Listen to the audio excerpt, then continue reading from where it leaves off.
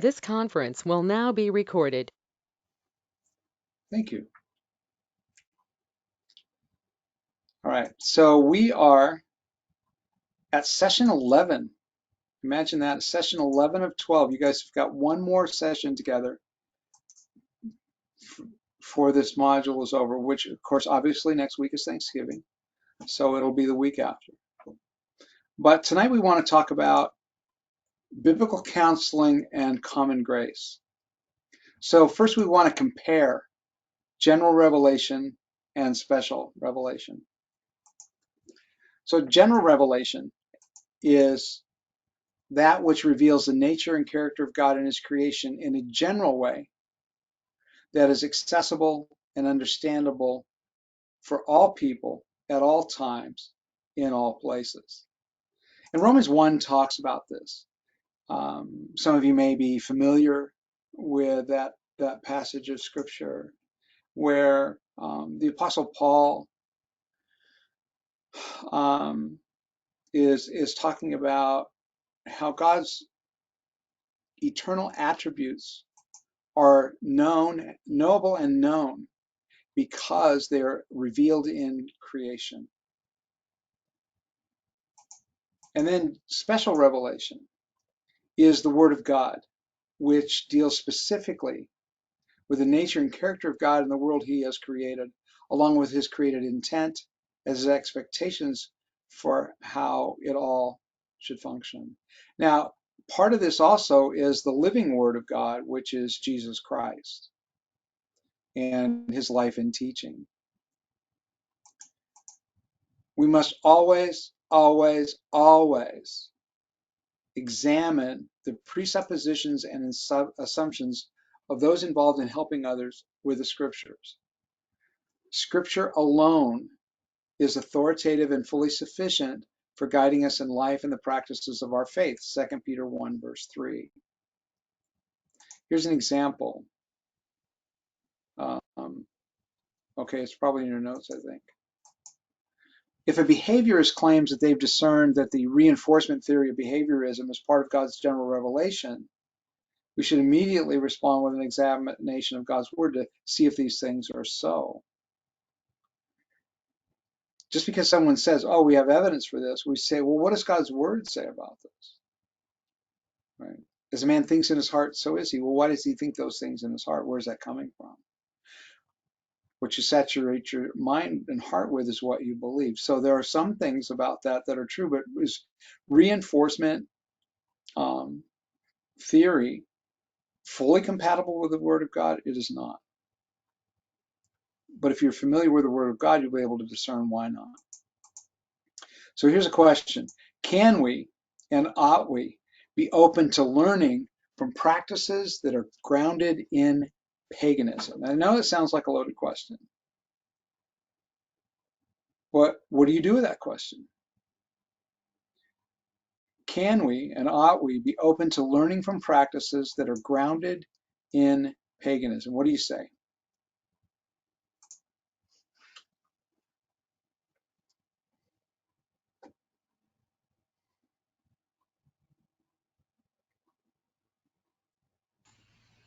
I would say no. No. How come? How come no? Because the source isn't well, if the source is not God, and paganism is it's not just like it's not even nature, it's from deception. So I wouldn't be able to trust, because I can't trust the source to be truthful. So I would not trust anything that comes out of it. Okay. I agree, and just the word grounded there is the key one. Grounded in paganism. It automatically is false to start with. Now, if you happen to celebrate Christmas and you have a Christmas tree and somebody says you're pagan because the pagan does that, it doesn't make you pagan. Depends on what you're grounded in. Grounded in the Word of God, then in your own heart, then Practice is that's grounded different thing. in the practice. But the practices grounded in paganism, how do you separate them? Just because you're not necessarily doing it for that reason, does it remove the paganism? You see how It this? Do does. you Yeah, see how, yeah, I do get it. But no? You see how it becomes logically incoherent. the grounded is the basic essential word there. You I can't think just pick, anyway. you just cannot pick one word out of the whole thing. The reason this question is crafted this way for a specific reason. Go ahead, Tracy. My answer is different. I say yes, we can learn for from practices that are grounded in paganism. I think that it helps us as Christians to be more well-rounded when we are ministering to other people who have warped belief systems, um, and we can still, you But know, that sounds more like learning about, not learning from. okay, well, oh God, you messed me up, Warren. You're welcome. That's what And he's here for. Ilgen, what you described is called in logic is called the genetic fallacy. Anybody familiar with the logical fallacies, genetic fallacy? Yes. Because the source is defective in some things, the source is defective in everything. It's called a logical fallacy, and it falls apart. So let's talk about this a little bit. We're not going to be discipled by them, but we ought to observe them and seek to understand what it is they are observing. Because if they're being descriptive, like in the patterns present in families where abuse occurs, then we can use that information and need to use that information ourselves in our own approach to counseling. However, when they start describing the theoretical base for where that comes from, what the causes of that are, and what to do with it, especially with cognitive behavioral therapy, we back away and back away quickly. It's what we call using the gold and silver of the Egyptians. Okay, so it's a matter of learning to be discerning. Okay, and that's why we're going to talk. Why we're talking about common grace today. All right, because there are certain things that are empirically observable, no matter what your worldview is. That's what we need to understand. And I run into this often. In the world of counseling. This is biblical counseling, right? It takes a solid understanding of God's word. It takes a real solid understanding of the underlying premises and theses of the other side, but being able to understand where common grace comes into play. So let's talk a little bit more about common grace.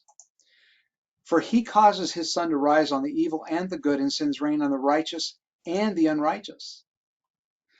Without common grace, we would not have language and the ability to communicate. We wouldn't have the ability to be engaged in business. We wouldn't have cooperative communities or governments. And we would not have the generally good welfare of our society in any way. Believers and unbelievers alike have the ability to know, to reason, and to understand. They also have the ability, both believers and unbelievers alike, have the ability to investigate and develop theories of explanation for what they observe. And if there is truth in those theories, they have to be grounded in the reality of God's nature and character, because God's nature and character is the source of all reality and truth. That's why we continue to go back to the Word of God. Now we have to remember, common grace and general revelation are not one and the same. We talked about this passage a little bit a few minutes ago. The wrath of God is revealed from heaven against men who suppress the truth in unrighteousness. They became futile in their speculations, and their foolish heart was darkened. Professing to be wise, they became fools, for they exchanged the truth of God for a lie. This is why we cannot rely on general revelation or common grace alone. If we look at those things apart from God's special revelations, our assumptions are futile speculations. Now, while we can garner and glean from the investigations of those from the pagan-rooted systems, we must always return to our roots and examine everything through the light of Scripture. Everything. Okay. So at the core of Christian cognitive behavioral therapy is the process of assessing, identifying, and renouncing faulty thinking. Well, we agree with that. Adopting instead the truths and insights of Scripture and right thinking, right? This is the Christian cognitive therapy. Exposing the lies we still live by after regeneration and exchanging them with the truths of Scripture is a central method of numerous models of Christian therapy that are now being practiced. Now, some of the best Christian cognitive therapists have incorporated Christ and the centrality of Christian maturity in their counseling goals and counseling processes. And whether they recognize it or not, many nouthetic counselors, biblical counselors, are essentially practicing a form of cognitive behavior therapy in the name of biblical counseling. We would also assert that the best cognitive therapies are not enough. Admonition and obedience, that's not enough, okay? Because that's just behavior. What we believe is what we live. So addressing the underlying beliefs is critical because changed thinking is not enough. Changed behavior is not enough. A changed heart is what is required. In fact, it can be cogently argued that changed thinking flows primarily from a transformed heart in the process of Christian maturity. And from a theological perspective, a purely cognitive therapy would be like counseling without the Holy Spirit or lacking the Spirit's fullness and power. Systematically, the order of influence is not as important as recognizing the cyclical, mutually reinforcing influence that both a change of heart and a transformed mind have on each other. As the heart is changed, the transformed mind gets stronger and the changed heart matures more. And of course, the fruit of that is a transformed life. So when you take a look at clinical experience and pastoral experience, they both reveal this insufficiency. Most pastors and clinicians have encountered Christians who, after years of Bible study and growth in the truth by the Scriptures, are still stuck, still oppressed by their sins, still in bondage. And this has nothing to do with the limits of salvation or the need for something more than the Bible, because the Scriptures, by their own declaration, are complete in themselves, revealing the truth that we need. It's transformative change becomes a matter of translating the truth from a proposition to an encounter to an experience. A lot of times, this is the result of a series of life-changing encounters with the living God. There are many people who will not be freed, including freed enough to grow into maturity, without a supernatural encounter with the Holy Spirit. So all secular counseling theories present an incomplete picture of human nature. They're unable to account adequately for both our attraction to the eternal, the spiritual, the altruistic, and our pull toward the temporal, the evil, and the selfish. Now, these secular theories will emphasize either a basic goodness, Abraham Maslow, Carl Rogers, or basic depravity, Freud, Jung, and the others. Right? So while there's an element of common grace, we can see that the non-biblical approach not only falls short of what properly interpreted scripture in the biblical counseling environment provides, it also provides the illusion of false growth and false hope. Okay, so see to it that no one takes you captive through philosophy and empty deception, according to the tradition of men, according to the elementary principles of the world, rather than according to Christ. Colossians 2:8. Now, Paul wasn't thinking of modern day psychology at the time, but he was thinking of Greek philosophy and the Greek philosophical mindset that underlies and undergirds modern psychological theory. See to it that no one takes you captive. That's command language. So it's a matter of us being on our guard. See to it. You are responsible for making sure that no one takes you captive. through philosophy and empty deception. Now, some people want to say, well, this speaks against philosophy. And the word philosophy is two Greek words put together, love of wisdom. As a matter of fact, philosophy and theology were considered to be two sides of the same coin up until late 18th century. So let's we're going to come back to this in a minute. Let's see if I can navigate through this.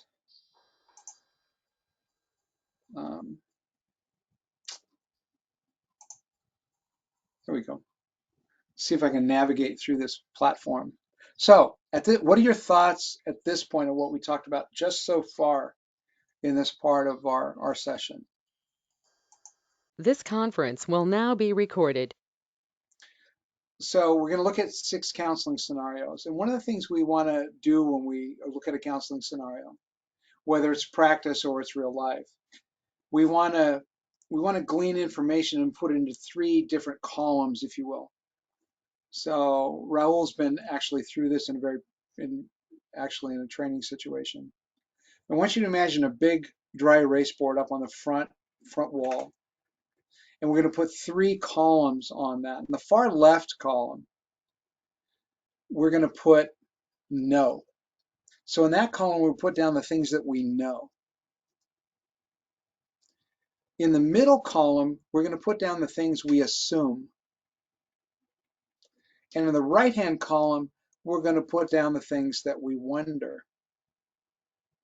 Now, the reason that's important is because it's very easy for us to make assumptions based on what we know and take those assumptions and put them in the no column. When that happens, we stop being curious. And we stop being curious, we stop being God's agent. We stop being as surrendered to the Holy Spirit as we need to be in order to be a legitimate help to this person. And it's a real subtle thing that happens during our weekend intensives where we all get together for a weekend. Friday night, we'll spend a couple of hours together doing a case study like this. So everybody in the room is looking at the same case study, kind of like what we're going to do here. And we'll put information down in those 3 columns, and it's a very interesting exercise. So I want you to think about that. Know, assume, and wonder. Because if you continue to keep that framework in mind as you approach a counseling and discipling situation, you will be better able to serve those God is asking you to work with. So let's take a look at my window. There it is. I was going to say my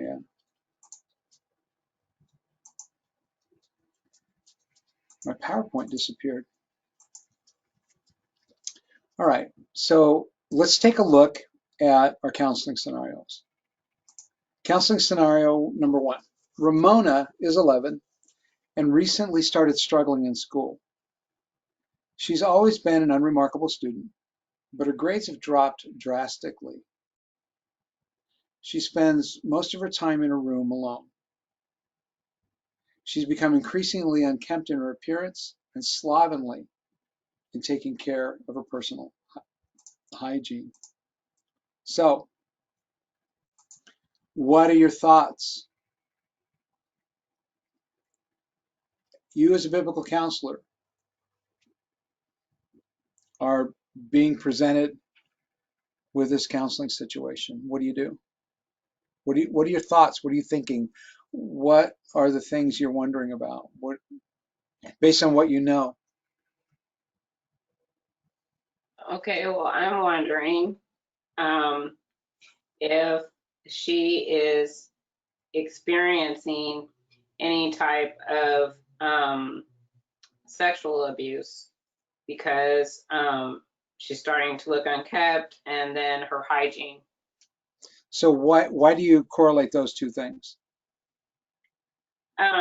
Because in my experience, a lot of times when people experience sexual abuse, they tend to change their appearance in some way. Like they'll wear extra clothing, or they'll excessively gain weight in hopes that that makes them not attractive, so that they can try to make the abuse stop. Okay. What other kinds of things might be going on in an 11-year-old girl's life other than sexual abuse that might create this kind of a coping? Bullying? Has anyone, sorry, go ahead. Go ahead, Lindsay. Go ahead. My children are being really loud, so I apologize. I was wondering if anyone had mentioned like self-harming, if there been any noticeable self-harm.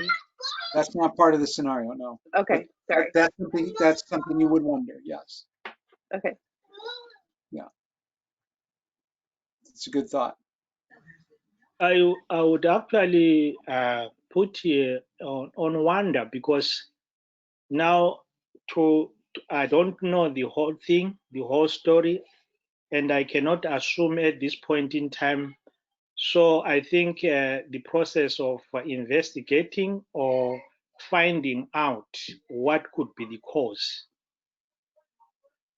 Well, one of the things that's important, Sam, is if we say, well, this kind of change in an 11-year-old girl's life is usually indicative of these types of things. So it gives you an initial track to go down, because an 11-year-old girl is not going to be as cognizant of what's going on with herself as someone who's 20 or 30 or 40. So in other words, we already know, or we already assume. But we can know that something's going on, something significant is going on or been happening in her life that she's trying to figure out how to deal with, and she's made these decisions that this is the best way to deal with it, right? Okay. So we know that something negative is negatively impacting our life. Hmm. So I we see. assume there was a trauma or an event that caused changes in her behavior. It could be a series, usually a series of something when you. And it could be what we wonder if it's a sexual component to it, or if it's some kind of bullying, maybe. Yeah, in Ramona's case, it was bullying, peer group bullying at school. Oh, so Warren, if I can just ask here, because I want to understand first, because if we prejudge before we know exactly what is happening, maybe we might misdiagnose or miss the treatment. So the first thing is to diagnose exactly what is happening. And at this point in time, we don't know what has happened. Right, but we can pretty much we say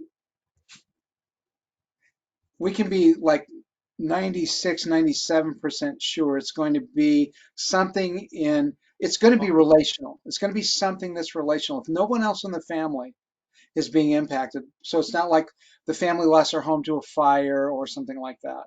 Something Okay, significant has happened to her personally, I see. right? Okay. Right. Would that be something that we would put under the known category, that we know that it's in fact impacting her solely? Like, just Right. as we're kind of going, getting more familiar with analyzing case studies and just a snippet. Yeah. Right. Right. It's probably safe to say an 11-year-old is not interested in politics at this point, so she's not impacted that way. So there's factors like that we can eliminate pretty quickly. Right. She might hear her parents and family members fighting about it, but that's still going to end up being traumatic, but usually not to the degree, unless she's one of those, again, She might be one of those people who is God has created who is very sensitive to the relational dynamics around them. That might be something, but this is going to be something that's impacting her in a very powerful way, very personally, very negatively, and it's not going to be a one-off incident because she's developed a life pattern and it's becoming more and more habituated over time. Okay, So those are all things that we can know from what is being presented. okay, so the no is in two categories then. Knowing that for sure there is something happening, but not knowing exactly what is happening. But we know that for sure because of her behavior, for sure we know what something is happening, but we don't really know exactly what happened until we have the answer, what is really happening. Right. So something has happened and has been happening that's caused her to believe that this is the best course of action for her. Okay. Now, what some people in the biblical counseling world would immediately go to, well, this is her rebellious heart, and she's being a poor steward of herself. Okay, you need to fire that biblical counselor yesterday.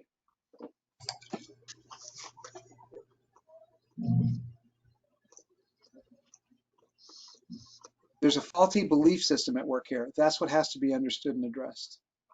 And we need to understand where it's coming from. She didn't wake up one day and say, I'm going to be slovenly. I'm not going to wash my hair. You know, I'm not going to shave my legs. I'm not going to do, you know, I'm not going to brush my teeth.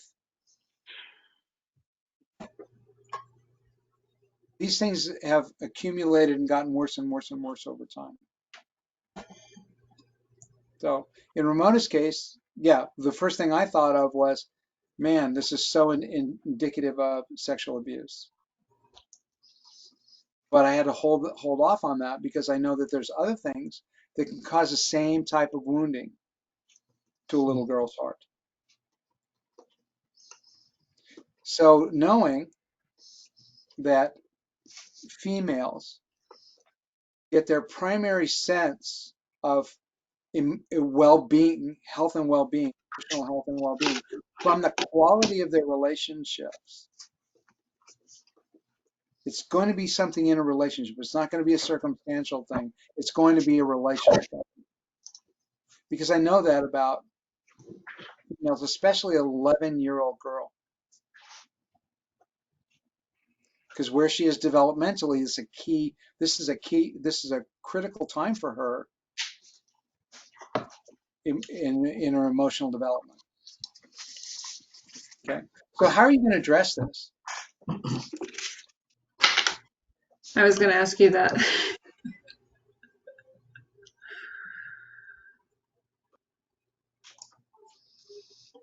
So what kind of questions are you going to ask an 11-year-old girl? Now, you guys haven't gotten to the counseling children part yet, so don't worry about guessing wrong, okay? What kind of questions are you going to ask this little 11-year-old girl? I probably would kind of ask her about her friends at school and how she interacts with the kids, or like how what her relationships are like at school. Okay, now for somebody older, that might be a good place to start, but for an 11-year-old, it's a little bit sophisticated. Go ahead, Leah. Yes. I'd probably want to ask her what makes her happy to try and kind of figure out maybe what makes her feel valued. Where is that coming from to then kind of start the process of getting to the truth and where our true worth and value comes from. So what if she says, I don't know, nothing, I guess. Nothing makes me happy. Go ahead, Vina. I will start by asking her like a typical day of her school, like getting to be in her level, like asking, how are you? What did you do in school today? How was your classes? Getting into the level to get to understand her, where she's coming from, and where is the bullying happening. Is it happening in class? Is it happening at Here's the lunchtime? thing, you don't Even know there's bullying going on yet. The only reason you know that is because I told you, because I counseled. but just by reading, it was just getting to their level, getting Yeah. down to an 11-year-old kid. How will you get through them? You will not ask them rent. I guess being getting to know them, like when my kids asking them how was your day, they would just tell me fine. But it would be more like, what did you do? Getting to know her is like getting to know them in their level, on the 11-year-old level, because an 11-year-old kid doesn't want to talk to nobody. Yeah, one of the first things you want to do is you want to build rapport. You want to start developing a connection. So, um, and we talk about this later on, but say, Ramona, do you know why your mom brought you here today? What do you think? What kind of conversation did you and your mom have about you coming here today? Do you know what? Do you know what I do? You can kind of build a rapport. Sometimes it's just a matter of um,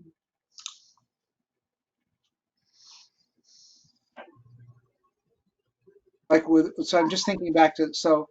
Um, I really like your shirt. Is that one of your favorites?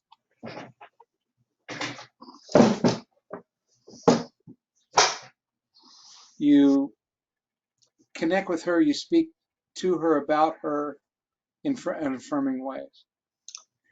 But when you start getting down into the more personal things um, one of the things that God uses me to do, is help people sort through what's troubling them and the troubles that they're having. So hopefully you and I can work together and sort through some of those things and figure out what kind of help I might be able to be to you.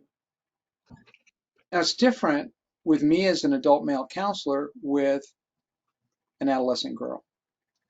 It'll be different for women, the mom people, right?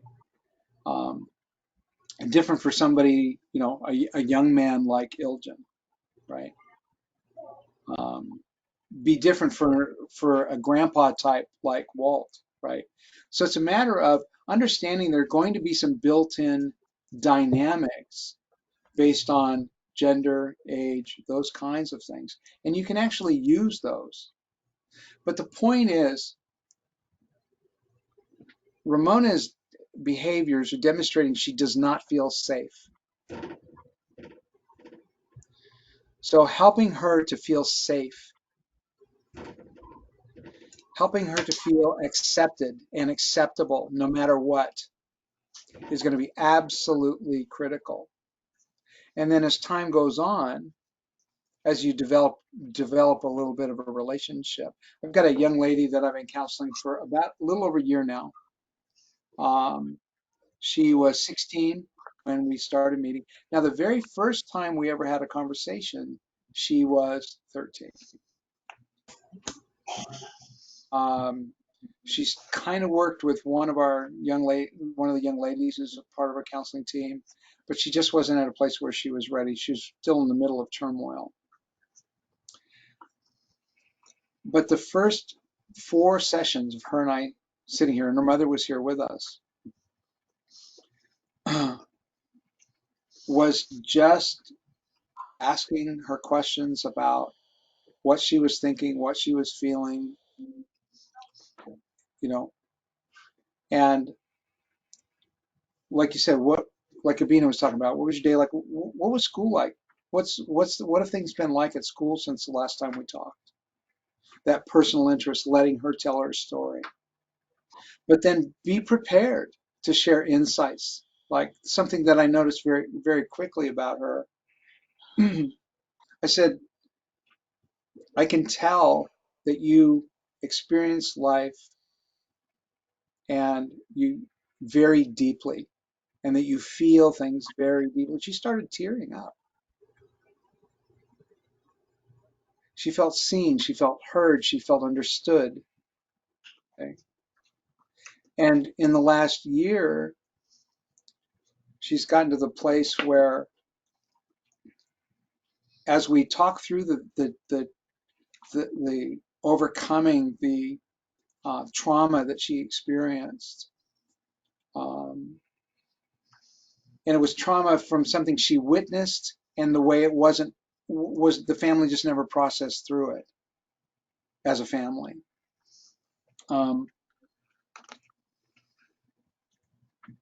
She's gotten to the place where she's gotten more connected to her own thinking and her own emotions because she feels authorized to have those thoughts and to feel those feelings. See, you're not there to fix her. Remember, we want to put the fix-it hat in the closet. You're there to bring her face to face with Christ, face to face with Christ, face to face with his Redeemer, face to face with his Savior, face to face with the one that loves her, created her in his image. That's what it's about, helping her develop a relationship with Christ. And you do that by being Christ's agent, an instrument in the Redeemer's hands, which is actually a title of one of the books you're going to read in the next module. All right, let's take a look at the next scenario.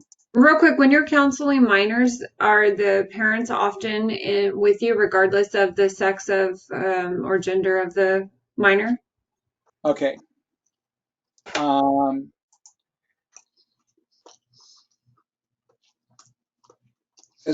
As much as possible. Sometimes that the child does not feel comfortable sharing what they need to share. So the first 2 or 3 sessions, you meet with a parent there, just kind of modeling for the parent what it looks like to interact with a child about the things that are going on with them. And then sometimes you need to have we talk about this later, but sometimes you have a parent that answers for the child, doesn't even give the child an opportunity to answer or speak for themselves. So you need to have a conversation with a parent, like over the phone or even have the parent come in by themselves and sit down and say, in order for us to work together to be able to help Ramona, it's really important for her to be able to feel comfortable sharing whatever she needs to share without any of the normal fears that or hesitation she would have because mom's listening. And it's not saying you're doing anything bad or wrong, but it's just a natural built-in dynamic parent, child to parent. So if anything she shares with me that is significant, that is important for you to know, you can count on me sharing those things with you. Some of the things just are going to be her processing through things. Well, I need to know those things. You say, actually, you don't. Because she's at a place in her life developmentally where she needs to start learning how to be Mona, not Gladys's daughter, but Ramona. And this will give her an opportunity to do that in a safe place, a comfortable place, and a place where Jesus is going to be at the center of it. Gotcha. And mom was fine with it. I've had other parents who say, no, I have to be in the room. I said, well, then I'm not going to be able to be much help. So again, you have to take each one as it comes. All right, let's take a look at the next one. I want to make sure we take good use of our time. Kevin is a sophomore at the state university in town. Kevin's parents want him to meet new and better friends than he had in high school, and he has done so. Kevin has plans to spend Thanksgiving and winter breaks at 2 different friends' homes. His parents are livid.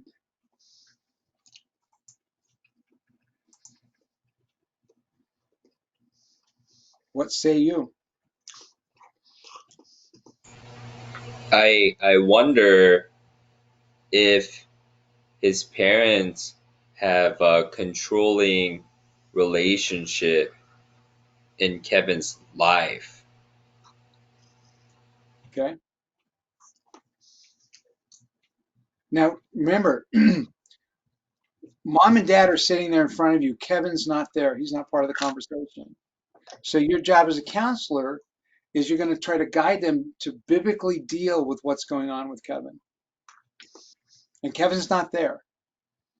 So you can't really address Kevin. Mhm. So can I ask the parents if they told me that, you know, he went away to school and they wanted him to get new friends, which he did. Can I ask them, you know, I noticed you mentioned that you wanted him to get new friends. You know, was it something that happened with the old friends that he had? Yeah, I don't know what you'd be discovering from that. I Because mean, well, maybe what went on with the old friends, really, I don't know that that's going to really speak to what's going on right now. I mean, Can the you, reason why I would ask is because maybe if he had a group of friends who weren't healthy, right, for his Christian walk previously, and now he's like on a better track and he's got new friends, maybe the parents are still struggling with some trust issues and trusting who he is. So I would be trying to figure out if that's the issue. Maybe. Well, I'm assuming there that the parents are saying that he's already found these better friends. And now he wants to go spend the holidays with them. Yeah, there's so much So better he'd rather we be have, with them than with the we have family. some competition here. Who's this about? Okay. Yeah, so Yes. he likes these better friends so much he'd prefer to be with them than with the parents. But I'm guessing from the way the thing is stated that, and Kevin isn't there to say, but his parents are saying that he has indeed found better friends. But they're saying that these friends are taking a position that they don't approve of, even though they're better. Well, that's our assumption based Yeah, on what, okay. right. Yeah. So so I'd would have you to ask ask, why they feel that way. kind of, What about if you ask them, the parents, their relationship with their son, how it is in a godly way? Okay. Yeah. Yeah, I would agree with that. It seems like you ought to ask the parents, why would Kevin want to go somewhere else? What is not happening between your hearts and his heart? Yeah, you don't want to start there. Okay. You things are going to need to show up in your data gathering that indicate that that's his preference, that there's something going on that would create a preference. Because think about this, this is his first year, right, at community college, state college. So he's like 19 years old, 18, 19 years old, right? He's not very mature yet. Does anybody remember the first year of college, how excited they were and how I just got out there. So. life is just this wonderful adventure and everything is so excitingly different and Well, I so would do you relate. start with kind of Tracy's original question, but instead of asking about previous friends, we have the assumption that the new friends the parents approve of, but do you start with just point out asking them that? Like, so okay, have you so your met, friends are better. You know, what do you Better was for that? what do you like about these friends? Yeah, Yeah. like asking those kind of questions to start. Yeah. And once they've kind of gone through the path of potentially validating that they're good people, you can start to turn it a little bit that say, okay, so you feel that these are good examples for your son to be around, good friends for them. So help me and tell me why you're upset that he's chosen to spend the holidays with them. And you've already kind of established that they feel like they're good examples for their son to be around. So now you can pivot to, okay, you approve of them.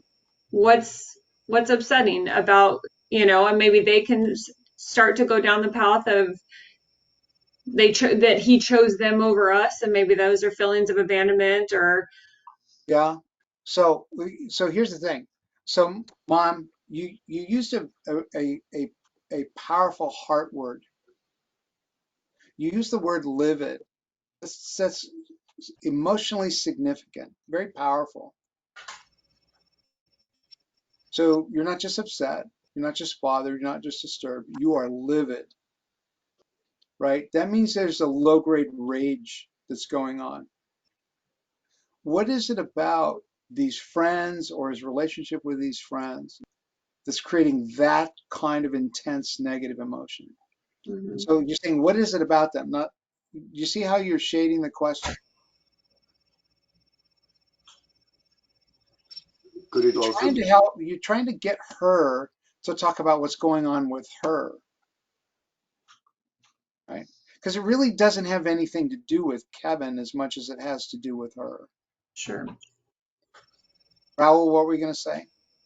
I also would want to ask to find out if the parents are in agreement that there's a problem, because there might be just one dominant parent who wants to have something done. Yeah. So Ralph, do you agree with Gladys that this is a significant problem? You guys on the same page, right? Yeah, because it's actually pretty insightful because they were not on the same page.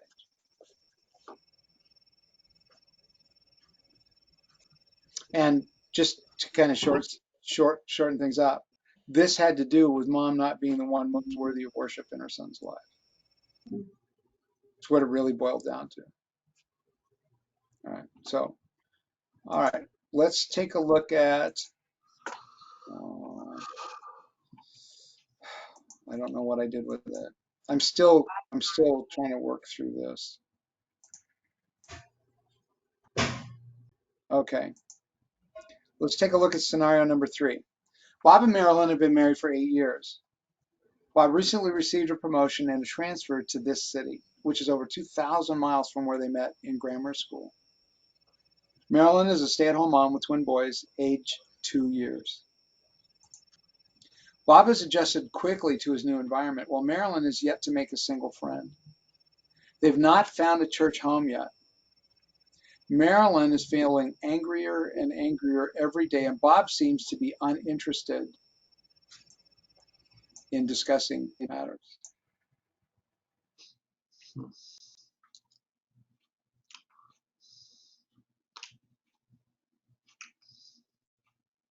There's a lot going on here, I know.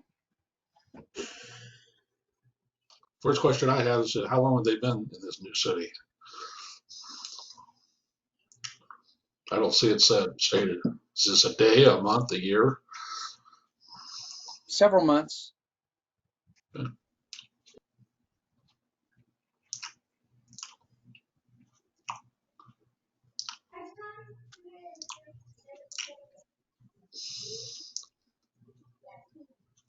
So I would assume that this move was made for Bob's new job. It's something he wanted, and Marilyn wasn't all It up for it. was an amazing opportunity, and they agreed, yeah, this is the move we need to make. It Okay, wasn't but something he made arbitrarily. yeah, But that doesn't factor in here. It might be something you wonder, but it doesn't factor into the scenario that we have. okay. Well, it's just the only factor might be is that if Marilyn is playing the blame game here, that look what you've done to me and my children. Haven't found a church yet, so she's not going to support. Maybe neither does he, but he's got his support group at work. But she's getting angry and angry, and he just is into his job. Are both of them in there together in the counseling, or is it just They're both sitting there together. She's oh, really upset. He's like, I don't get it. I take it this is at Marilyn's initiation, this session. Yeah, this is the first time they're sitting down with a counselor. Yeah. Yeah. You've got you've done your initial, why are you seeking counseling at this time? That kind of thing. Sam, what do you see as a pastor? What do you see in this scenario?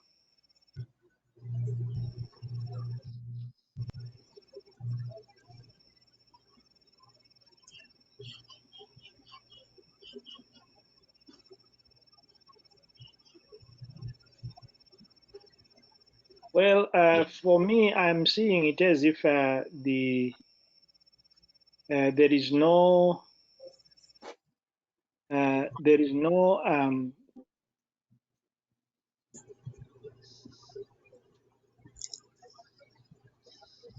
communication. The relationship has really been somehow not really good. So I'm seeing there's a difference here in their marriage. That's what I see. Something not right. Okay. I would be interested in knowing what Bob is interested in. He loves his job. He's glad he took the job. He's adjusted really well. And why does he think that Marilyn is angry? Well, she keeps Surely saying he the same knows. things, but he doesn't, you know. Yeah, there is no caring here. He should not. I mean, he should not be happy and making things well for himself whilst his wife is struggling. So I can see that there is a tug of war somehow. So he's supposed to be miserable in this new job that God blessed him with and that he's excelling in. It look, it No, looks like I think that that's really the wrong track. I mean, obviously Marilyn's the issue here, and the real No. question is why can't Marilyn find All her the women comfortable are like, spot? no, Walt. And I I, tell you, I want every counselor is like, no, they are both the issue. This is Well, what I you have. know, but she is the one that has initiated this, and so she's the one looking for help. And Well, so, would it be obvious to ask her what the deal is? She's already told you what the deal is. Go ahead, Raul. it, the way I'm looking at it is Bob's still acting like he's still single. He's going for his goals. He's forgetting that he's also a husband and he's also a father. and forgetting that she made a sacrifice, and it seems like the assumption that I'm pulling from this is she didn't want to move. Like she's getting angrier and angrier because she's in a circumstance potentially she didn't want to be in, but she wanted to be supportive. And now the longer that she's there, the more she's upset because she's away from her family, her friends, and everyone, and feeling like she doesn't have his support and her trying to create a life. And she is he's doing fine. He has an outlet. He gets to leave. She's stuck at home with twin boys. So he gets to go to work and thrive in that environment while she's feeling trapped and isolated. And he I don't know what to hasn't. ask them, but I can relate. So, but I don't know what questions to ask to Let like. me throw a couple of things in here. All right.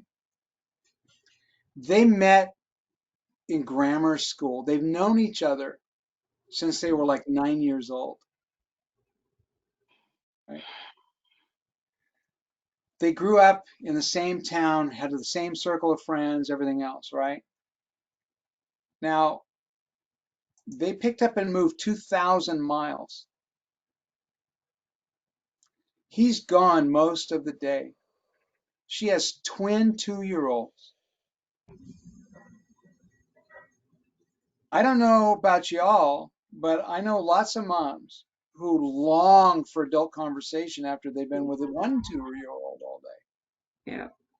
right? Um,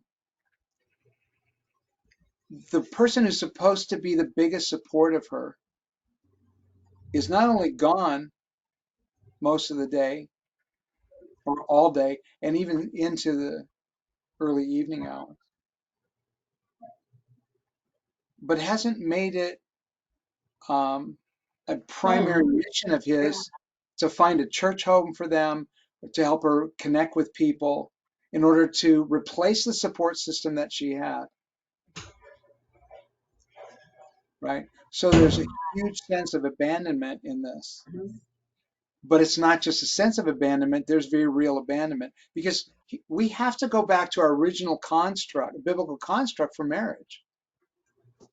Okay. We may not get to the other scenarios, but that's all right.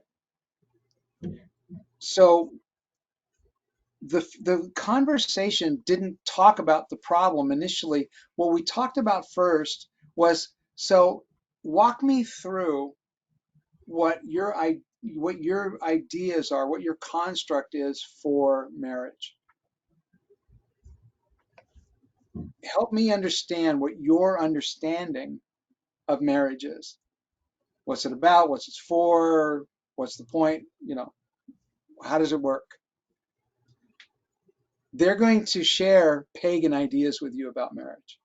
They're going to share worldly ideas with you about marriage, right?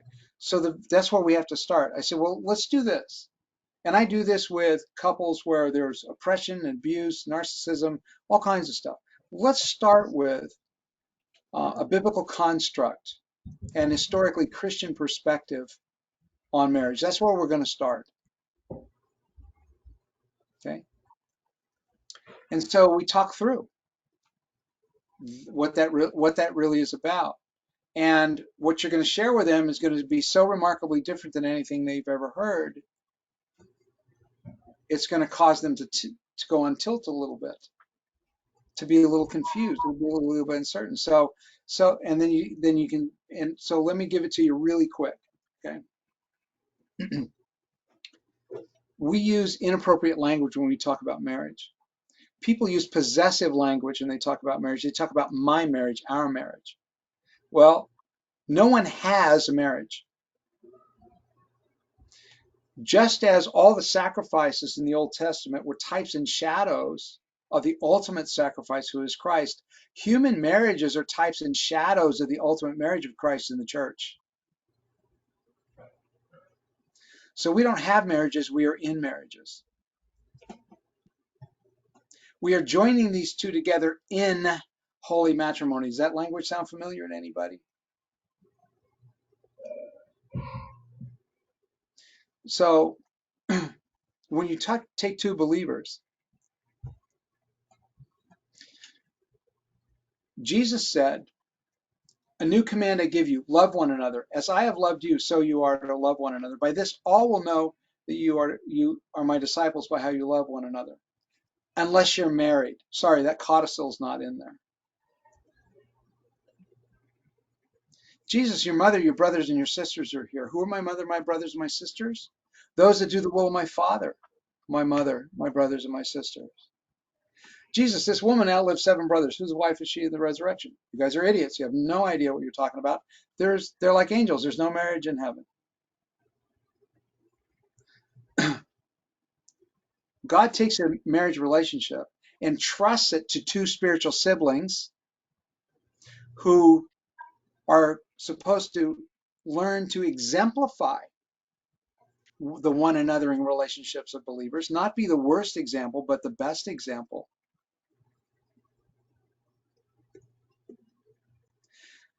And they're only husband and wife for a season. Even if it's 65 years, it's only a season. Because they're going to be brother and sister in Christ now and forevermore. So the core relationship at the heart of that marriage relationship is the sibling relationship, the spiritual sibling relationship. They are co-inheritors of the grace and glory of Christ. Okay? First, foremost, always. So when he says, love one another as I have loved you. So when the two of you got married, did you say, I vow to love, honor, and cherish? Yeah. Yeah. So let's talk about what that means, love. Jesus said to love as I've loved you. Well, Philippians 2:3 through 11 lays it out for us. Do nothing out of selfish ambition or vain conceit, but instead look out to not only for your own interests, but the interests of others, considering others is more important than you. This is the mind that was in Christ that needs to be in you also. That even though in his very nature, the essence of who he was God, he did not consider his equality with God something to be grasped and held tightly to, but instead emptied himself, took on the form of man, and being found in our likeness, became a bondservant. And as a servant became obedient to the point of death, even death on a cross. None of that was for him. All of that was for us. So when I say, I promise, I vow on my life, covenant, we forget this is a covenant relationship, right? The covenant makers, the word covenant comes from the word to cut. The covenant makers would join hand, walk between halved animals. We see an example of this in Genesis, where God has Abram split animals in half, and God passes through the two halves. God makes a covenant with Adam, and what the covenant makers would say was, if I do not uphold my part of this covenant, if I don't not keep my vows, may what was done to these animals be done to me. That's why we say till death do us part. That's why adultery was a capital offense.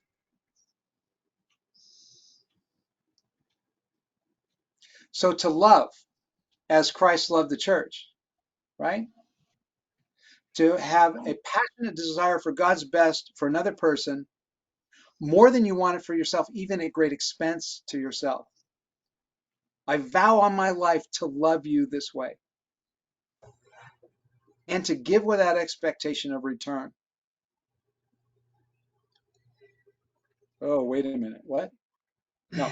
To give with expectation of return is quid pro quo. That's a business deal. That's not love. We give and receive. We don't give and take. Because take means give me that, that's mine. No. You lovingly receive what is given in love. You don't demand. Because love doesn't demand its own way. Even Jesus didn't say, you must obey me. He said, if you love me, you will keep my commands. Even Jesus, had every right to demand, did not. To honor, to hold you in high regard, to celebrate the Imago Dei, the image of God in you, to treat you with the dignity and respect you because you bear the image of God, and the deep respect and high regard as my sibling in Christ, my spiritual equal. To cherish, to treat you with kind and tender affection, to pour out affection into your life. So there's no doubt that you're delighted in.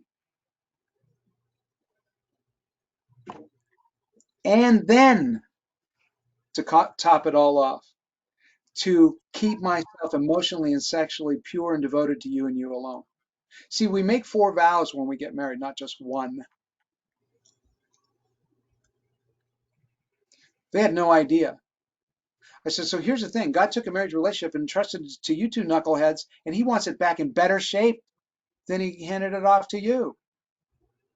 So how are you guys doing at co-stewarding this marriage relationship that God's going to want back one day? Oh, that completely changed the whole conversation.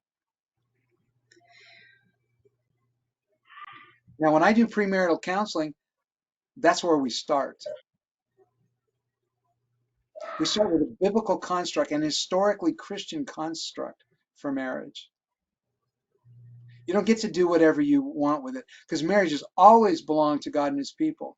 It's always been a picture of God's relationship with his people. So you don't get to do whatever you want with it. It doesn't belong to you.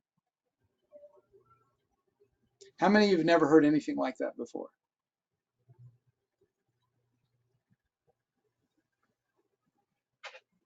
Some of you have, I know. But that's where we start. Now, well, guess what? These guys had no idea. So they walked into this marriage with expectations of each other, which created a demandedness, which was rooted in entitlement. So it was more love for self than love for the other. They had no idea how to love self-sacrificially. They had no idea how to have a passionate desire for God's best for the other person more than they wanted it for themselves. They misunderstood what love really is.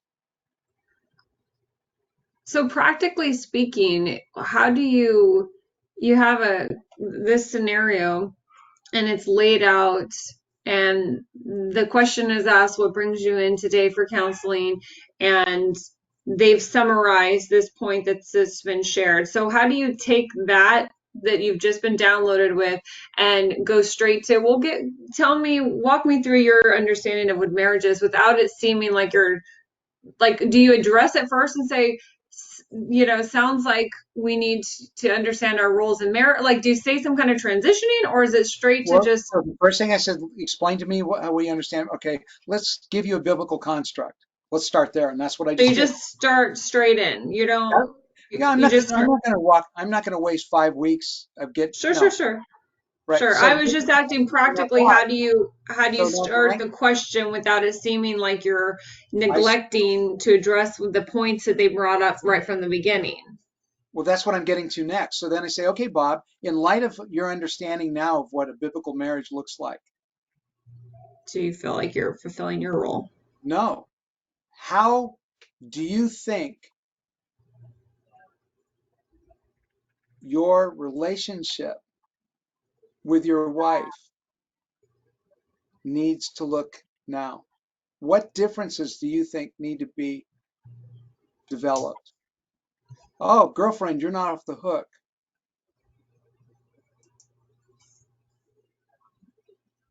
And one thing I also let him know. I said, because of your ignorance, and I don't mean that in an insulting way, but just because you've been completely ignorant of God's design for marriage and purpose for marriage, you came into this with wrong ideas, a wrong agenda. You came in with this with a wrong construct.